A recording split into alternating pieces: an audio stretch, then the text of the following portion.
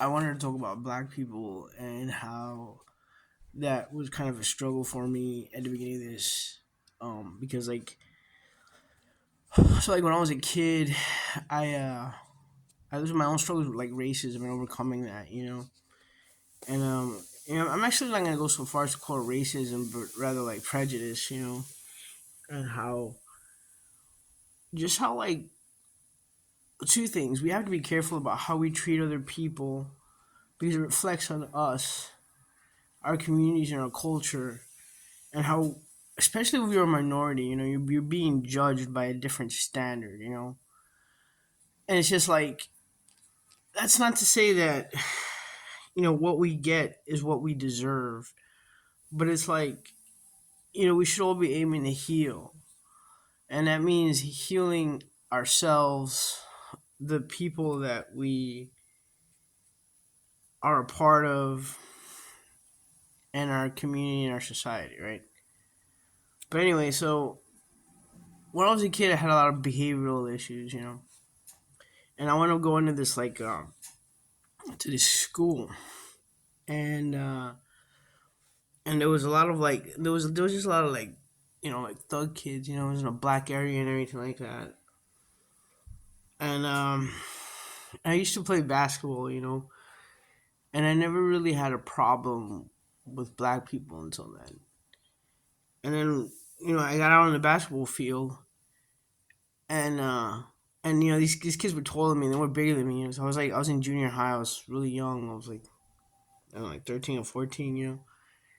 and they were just like hard kids. They were like 17 or 18 already, and they were already like physically in stature bigger than me and everything like that. And I just got cornered out there in the field. That I guess I had something to prove. And and I got body checked,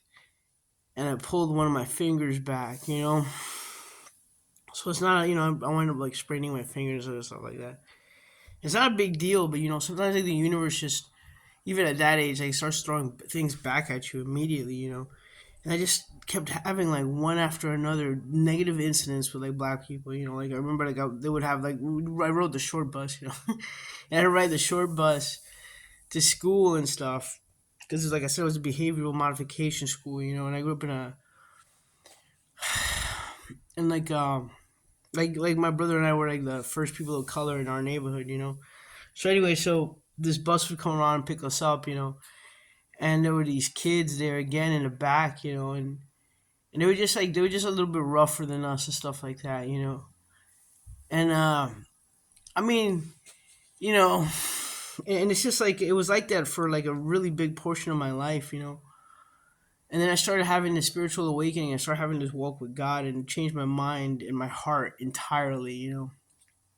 I understand one the struggle that Black people endure and go through, and also just you know how the racism and the prejudice and the hate in me was fueled by the circumstances that I was in, and how black people act is influenced one by their own oppression, their oppression, the aggression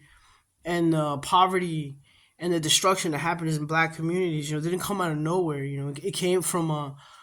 it came from being like that, from being oppressed, from being abused, from being slaves. Like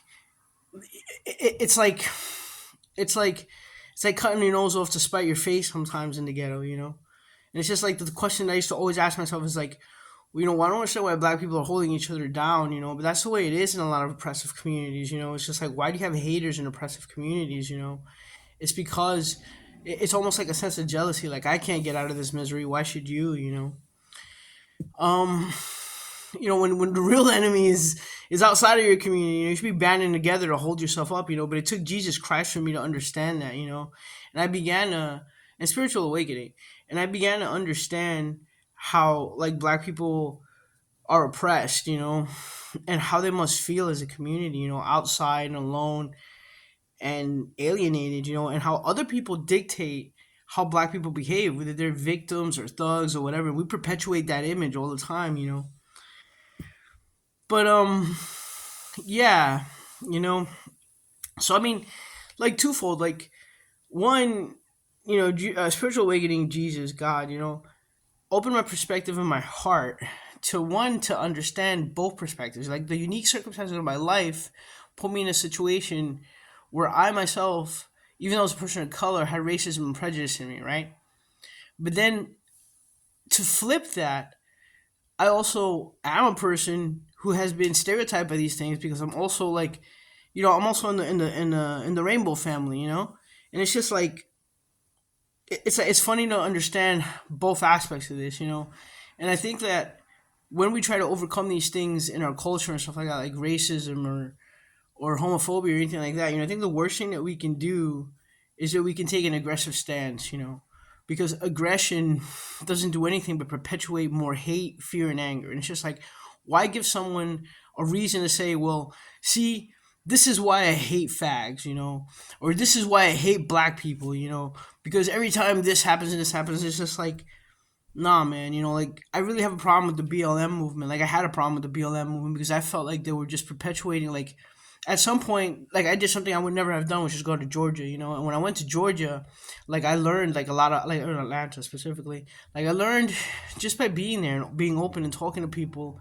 that, like, and that's the first time I'd seen it. It's my ignorance, it's the first time I'd seen that, like a thriving community of color, and then I went to Miami and I saw a thriving Spanish community of color, and I'm Spanish myself, and it's just like where I had come from in New York, like all the communities of color were like, in disrepair and desperation, and they were like gang laden, but in these places they weren't, like the people in Miami, like the Cubans, they're really tight with their families and their businesses and everything, and the Somalians in Minnesota also making bank and taking care of themselves, and the people of Atlanta, Georgia, I mean, and it's just like, I think the rest of the country needs to see things like that,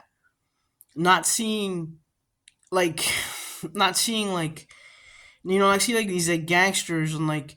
BLM and all this stuff like front and center as if that is a representation of our people,